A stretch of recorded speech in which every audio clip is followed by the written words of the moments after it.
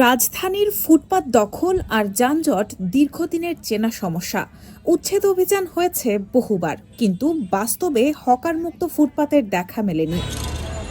এই অবস্থায় হকারদের পরিচয়পত্র প্রদান কার্যক্রম চালু করে ২ সিটি কর্পোরেশন।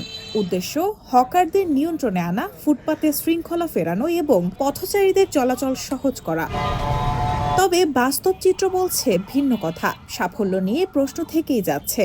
যেসব সড়ক থেকে কিছুদিন আগেই হকার উচ্ছেদ করা হয়েছিল, সেখানে এখন সাদা রং দিয়ে নির্ধারণ করে দেওয়া হয়েছে নির্দিষ্ট জায়গা। প্রতিটি দোকানের জন্য ফুটপাত ও রাস্তা মিলিয়ে বরাদ্দ দেওয়া হয়েছে প্রায় ৩৫ ইঞ্চি জায়গা।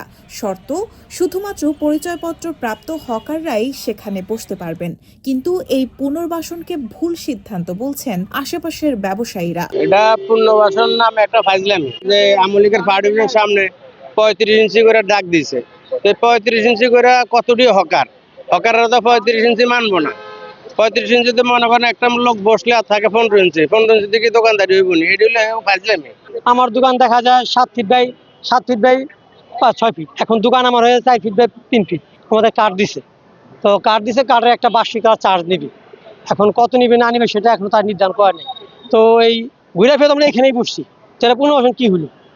ঘুরে ফিরে যেই লাভ সেই কদুই, হয়তো আগে একটু সরাই বইতাম, একটু চিপা করে বলি, পার্থক্য এটাই। অন্যদিকে পথচারীদের অভিযোগ, রাস্তা থেকে সরিয়ে আবার রাস্তাতেই বসার বৈধতা দিলে শৃঙ্খলা ফিরবে কিভাবে? তাদের দাবি, এতে ভোগান্তি কমার বদলে আরো বেড়েছে। সেম সুযোগটা দেওয়ার কারণে সবাই সুযোগটা নিতে চাবে।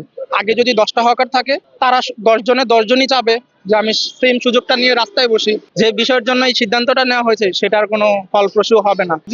উচ্ছেদ তো উচ্ছেদই, ফিরে আবার উচ্ছেদ করে ফিরে আবার উচ্ছেদ দিয়েছে, এটা তো হবে না। আপনার ওদেরকে হতবা উঠে একটা জায়গা দেন, একটা স্থান করে দেন, ওভাবে চলুক। কেউ কেউ বলছেন শুধু পরিচয়পত্র দিলেই হবে না, প্রয়োজন সমন্বিত পরিকল্পনা, কঠোর মনিটরিং, কার্যকর আইন প্রয়োগ এবং বিকল্প স্থানে হকারদের পুনর্বাসন নিশ্চিত না করলে এই উদ্যোগ দীর্ঘস্থায়ী সুফল দেবে না। ফলে হকারদের পরিচয়পত্র দিয়ে শৃঙ্খলা ফেরানোর চেষ্টা কতটা কার্যকর হবে তা নির্ভর করছে বাস্তবায়নের উপর।